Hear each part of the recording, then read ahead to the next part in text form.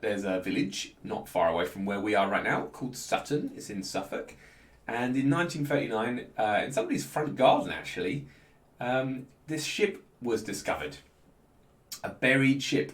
It had been in a grassy mound. So if you're ever going for a walk and you see this random looking hill that's, sort of, it's not exactly a very tall hill, but it's just like a mound of earth covered over in grass, then you've got to think to yourself, I wonder if anything's buried under that, because underneath these mounds in Sutton, the greatest treasure ever found. Hello, Sydney. Nice to see you. Don't worry. The greatest treasure ever found was uncovered in 1939 here in England.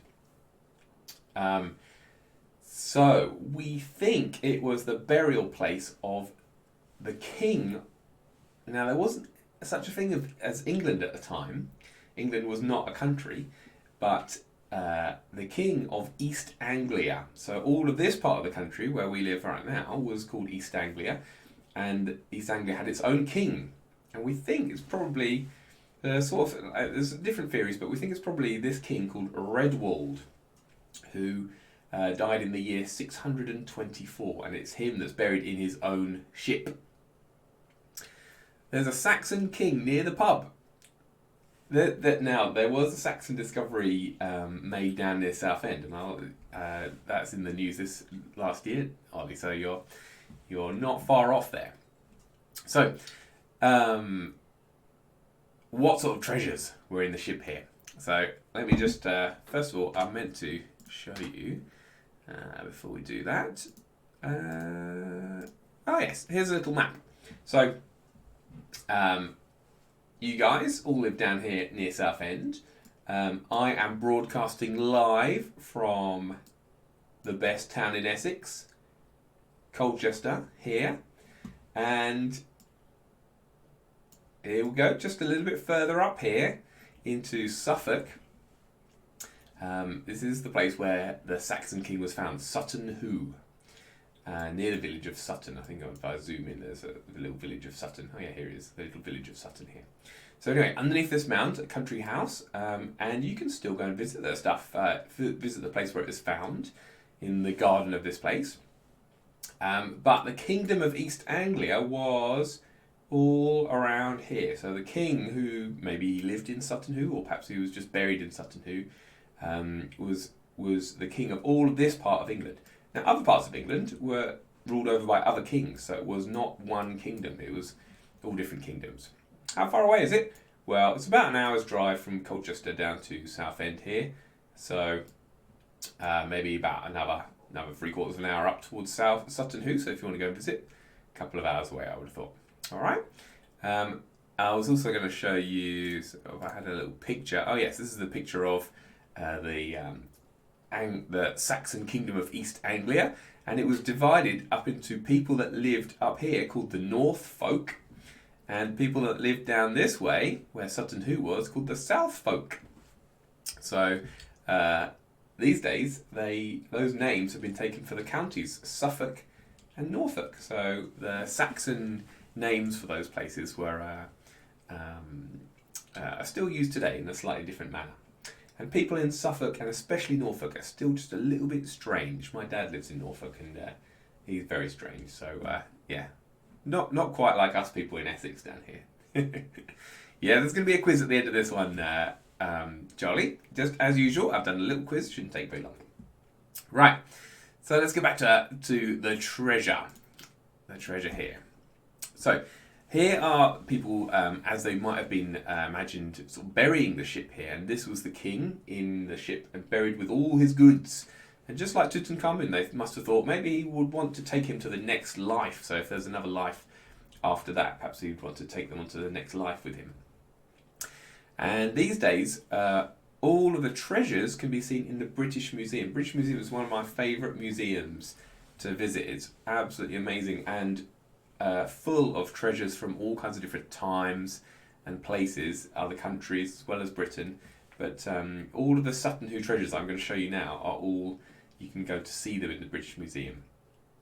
So look at this. This was a belt buckle. Can you see this? This is the belt fitted in, leather belt, and that's the buckle there, made of solid gold. But look at the carving on the on the gold. It's carved in such a way, such detail, such workmanship. It probably would have taken years to produce a belt buckle like this, and it's still shiny. We'll talk about what keeps it shiny later on in today's lesson.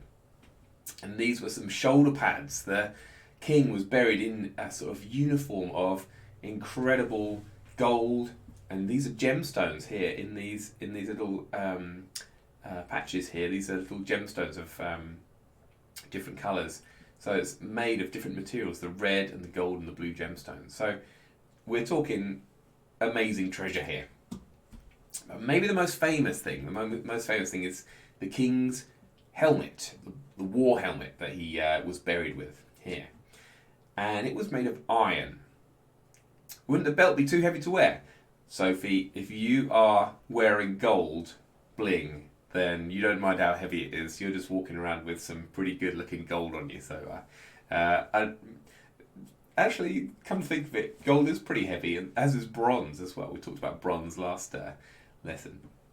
So maybe you wouldn't want to be walking around on it for very long. You just have a quick up and down showing off your gold, and then you change back into your normal stuff.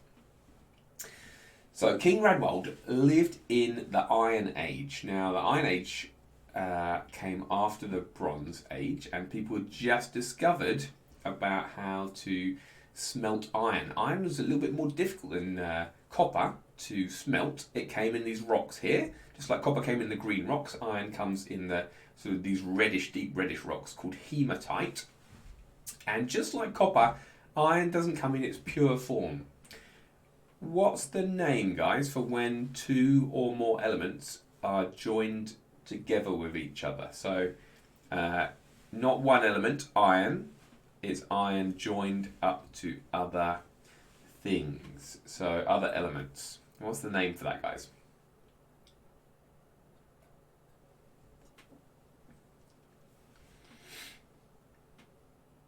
So, for example, here, this rock is made of iron atoms. That's Fe on the periodic table. Porter Gaming. Ollie, let me write your name down. You're the first person to get the correct answer.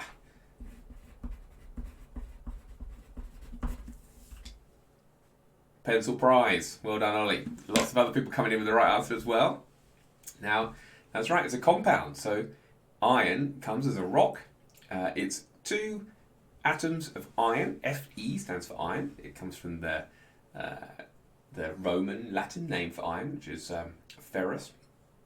So, and then three atoms of oxygen. And when you have two atoms of iron, three atoms of oxygen, you write it like this: Fe with a little 2 after it, and O with a little 3 after it. And you're right, guys, that is called a compound. Stephen, if you're a slow typer, you're going to need to get the answers even quicker than anybody else to win yourself a pencil.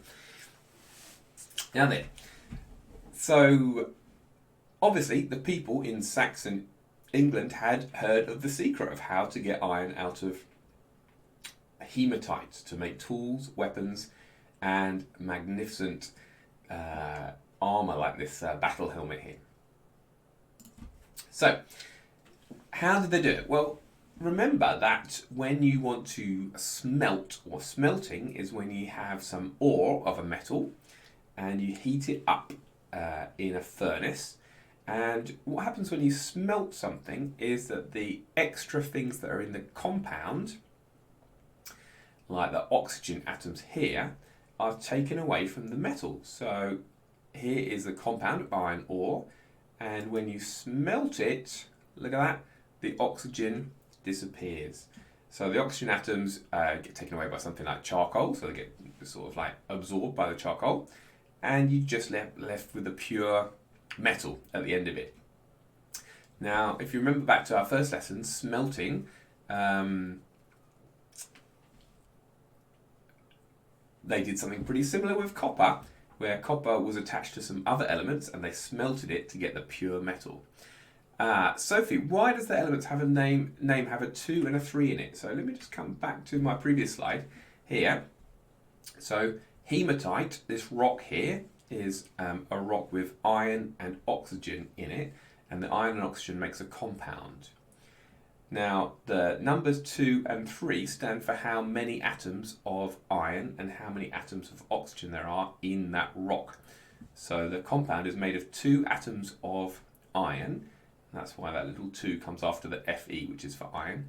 And there are 3 atoms of oxygen in there, which is why that little 3 comes after it as well. So whenever you see those little numbers, that's counting how many atoms there are in the compound. So 5 atoms total, 1, 2, 3, 4, 5. 2 atoms of iron, here we go, the red ones, and 3 atoms of oxygen. It's a good question, Sophie. Excellent question.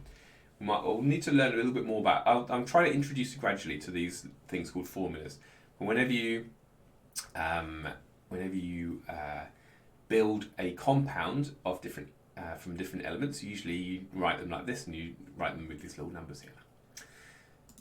Excellent question. Okay, so smelting. Remember about smelting? They heated it up to get rid of the other atoms that are in here, leaving behind the pure element, Fe. And this is what it looked like, pure iron. Now, this is a question. So here are some of the king's treasures. So let me just summarize for you here. Inside the ship, they found treasures of 4 different metals. They found many, many gold items. They found a lot of silver. Some of the silver had... Hello, Lily. Good afternoon. Don't worry. So some of the silver had come from a long way away. So some of the silver in Suffolk, in this ship here, had been brought in from Byzantium, which is the old name for Istanbul. And that's, thousands of miles away over in Turkey. So they're obviously trading. They had copper objects, a lot of copper things here. Now this hanging basket, hanging bowl, would have been used in ceremonies. And it was, remember, we talked about copper. They used regular copper, but they also used copper alloys, which is where you add a few different metals into the mix with copper to make something called bronze. And finally, now this is something the Egyptians didn't have much of. They had the technology to make iron and alloys of iron by mixing in some other things into the iron metal. Remember, the Egyptians had to get... can you remember where the Egyptians got their iron from?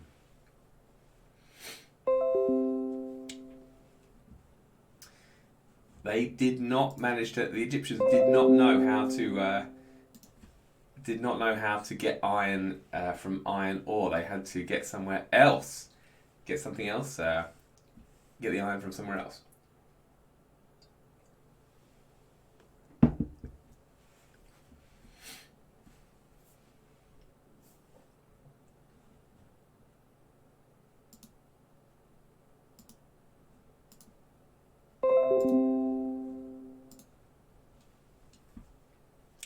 Dylan, you're right, it's from asteroids.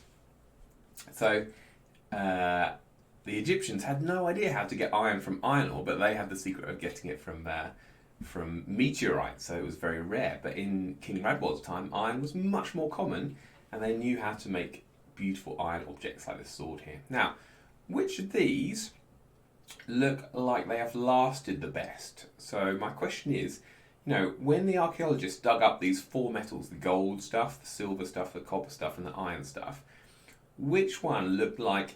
so remember, this is the year 650, so we're talking about 1,500 years ago here, 1,500 years.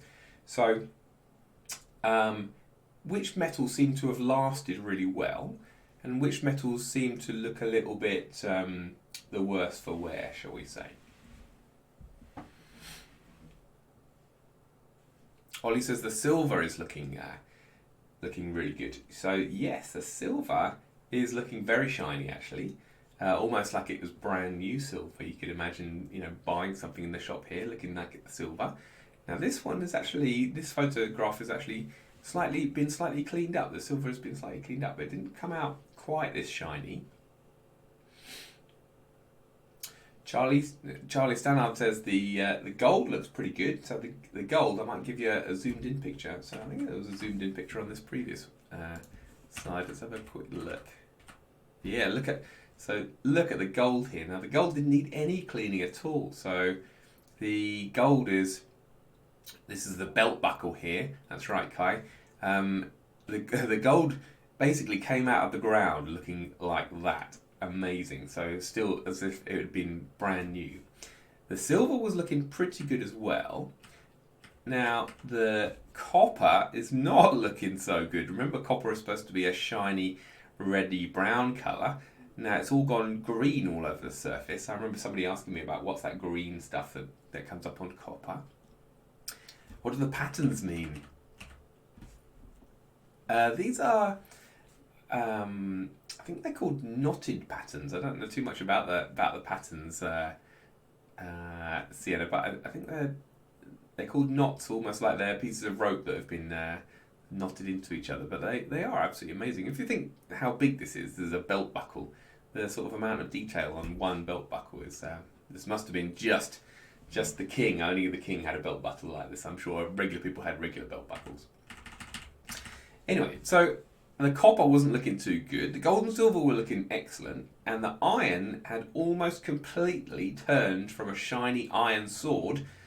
You wouldn't want to hit anybody with this sword because it looks like it would fall apart here. Now, does anyone know the name for...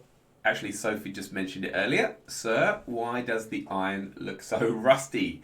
So, that is what we're going to kind of talk about today. And if you polish... Okay, so, Sophie, that sort of thing is exactly what we're going to be talking about for the second part of today's lesson here. So, over a period of time, especially copper and especially iron, change over time to change into these sort of slightly different materials. They don't look like they were when they were new. Whereas gold and copper very much stay like they were when they were brand new here. Now, George, it's not mould. No, mould is made of bacteria or living things, so bacteria or funguses growing on food or dead trees or whatever. But metals aren't a place for bacteria to grow and start to turn mouldy. It does look a little bit like mould, but it's not actually anything alive that's growing on these metals. That's a good idea, though. So, let me try and explain what's happening. So, when you have something made of iron, remember that is made of pure iron atoms. The symbol for that is Fe. Over a period of time, oxygen atoms from the air like to come and join together with the iron that's on the object. And this is called a chemical reaction.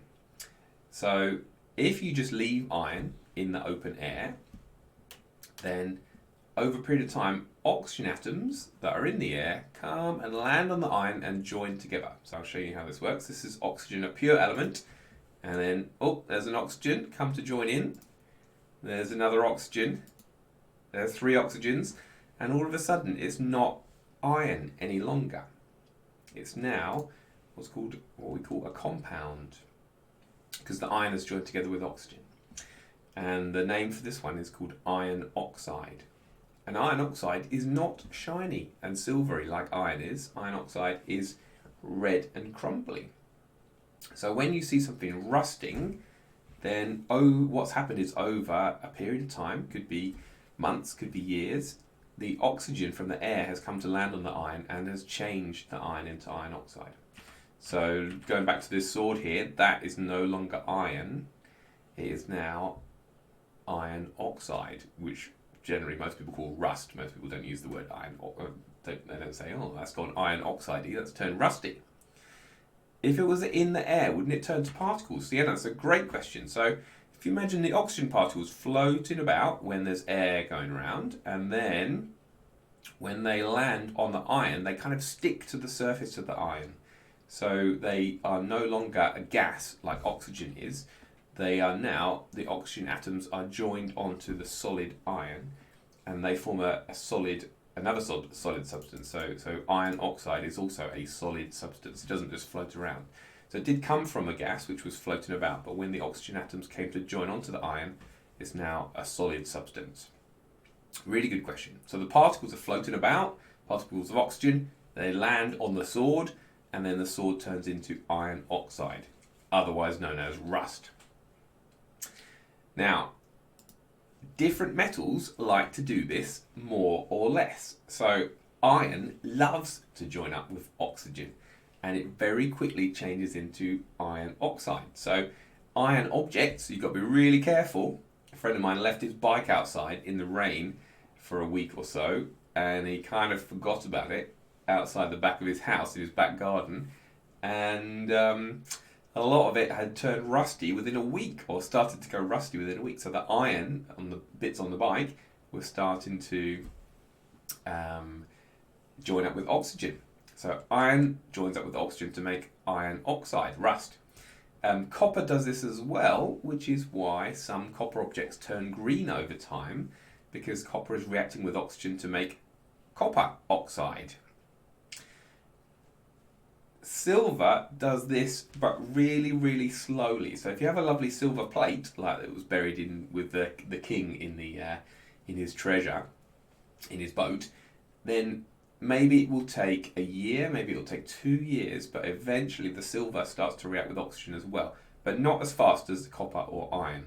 So silver will react very, very slowly to make something called silver oxide.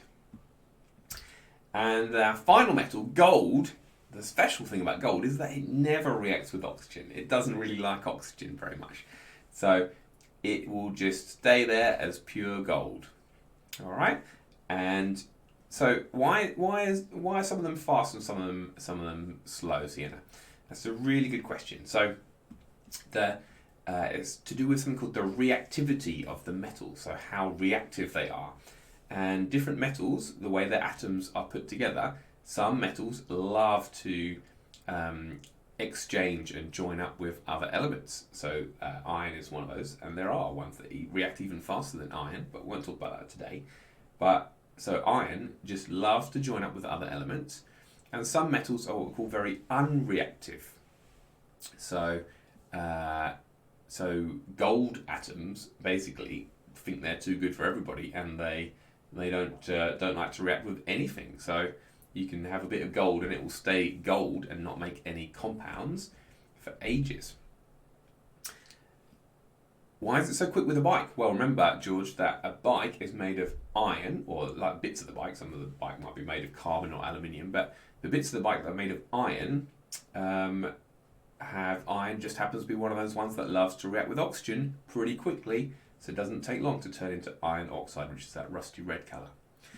Sienna, what makes an element reactable?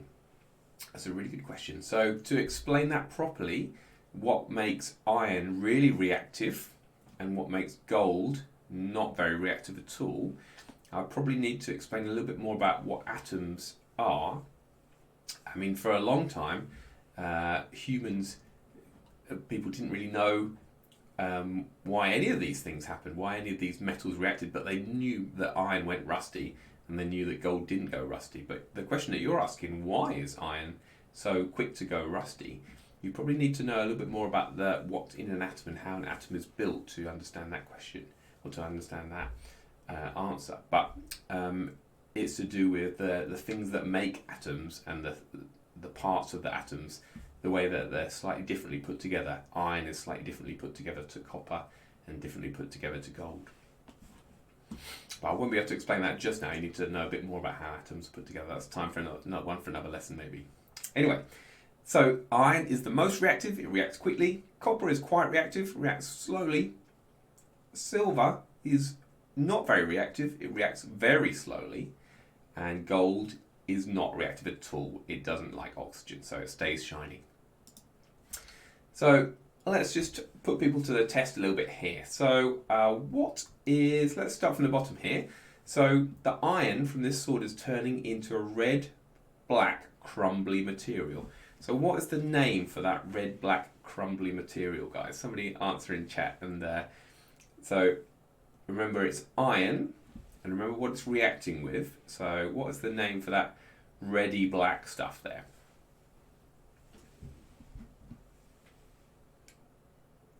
Don't forget, I've got my beer / vodka here for this afternoon. Sienna, that's right. Ollie, Charlie, well done, guys. So that is iron, after a period of time, will turn into rust, that reddy black stuff. And the chemical name for that, Sophie's got in there first before I could say it, is iron oxide. So iron oxide, when iron reacts with oxygen, it makes iron oxide, and that is what we call rust. Now, these other things also react with oxygen, but we don't call them rust. They're not the same. So let's just ask this question here. So the copper here is from the bowl is reacting over time with oxygen to form this black-green layer over the outside. So what's the name for that copper? What's the name for that black-green stuff that's forming over the top of this? Should follow from the same pattern there. All of these metals were all reacting with oxygen. So what's the name of that black-green stuff?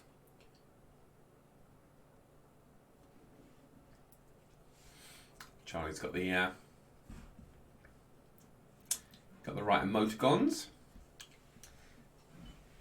Sophie, it isn't mould. Charlie Stannard, excellent. I'm going to write Charlie's down here. Charlie gets the pencil prize. That one will be copper oxide. All right. Well done, guys. A few other people coming in with the right answer as well. So this is iron oxide. We call it rust. This one is copper oxide. We don't have a special name for copper oxide, but it begins to turn first black, that's copper oxide, and then it turns into a green colour, which is actually something, copper sulfate, I think, which comes afterwards. Okay, so you're seeing the pattern here. This one takes a little bit longer, maybe a year or so, but silver eventually turns. So this is the silver plate when they just dug it up, eventually starts to have a layer of black material on there. So what do you think the name for this black powdery stuff that forms on the surface of the silver is? Dylan's right. Well done, Dylan. It's silver oxide. So here we go, silver oxide. So this one happens quick. This one happens quite quick. This one happens really slowly. When I was young, back in the good old days, when I was young, used to get some trophies every now and again. I used to do a lot of sailing, and whenever I got a sailing trophy, you would have to take back the sailing trophy after a year if you didn't win it again. And the sailing trophies were often made of solid silver. And I remember sometimes they used to look a little bit dirty at the end of the year, and that's because they'd started to oxidize, and they'd started to react, my trophies had started to react with thank you, Charlie, nice of you to say. They started to react with the oxygen in the air, and they'd started to turn kind of a bit black in colour, and that's called tarnishing. So my parents had to take the trophies off to get polished, or you could polish it yourself if you wanted to, but just polish it with a little bit of silver polish, and it would remove that black layer, remove the tarnish. And then finally, gold up here. Why will gold stay shiny forever? Why does gold never change colour? Why can you dig up out of the ground and it will look as shiny as if it was brand new? So why does gold treasure look so shiny?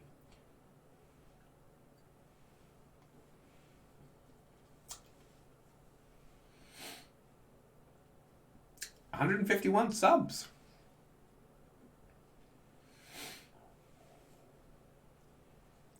Good, Sophie and Sienna, really good stuff. So the Dylan, that's right, well done. It doesn't react with oxygen. So Sophie, it's not like the oxygen never actually gets to the gold. The oxygen does get to gold, but gold just doesn't like to join up with it. It likes to stay on its own as pure gold. That's right, Charlie, it's not a compound. It's gold just sticks with itself on its own. Just here we go. Pure gold. Doesn't react with oxygen. Here we go. Here's the gold. Doesn't react with anything else. Whereas all these other ones, they react with oxygen. So it's not like the oxygen never gets to the gold. It's just that the gold doesn't like to react with the oxygen. And so Sienna used the word unreactable. Good. It's unreactive. That's how we say it. I'll just spell that for you in chat. So unreactive. So iron is reactive, reacts with stuff like oxygen.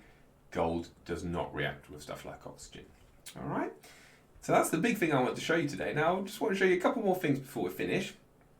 And that's kind of like some real examples of this is called oxidation when it reacts with oxygen. So this is a silver necklace, and it's made from, the way that you can tell proper bits of silver, like things that are like imitation silver don't do this, but proper silver, real silver, becomes tarnished over time. So the thin black layer, this is what it looks like. It's sort of like not quite as shiny, not quite as new looking as it was before, and that's because a very, very, very thin layer of black silver oxide has formed on the surface of the silver jewellery.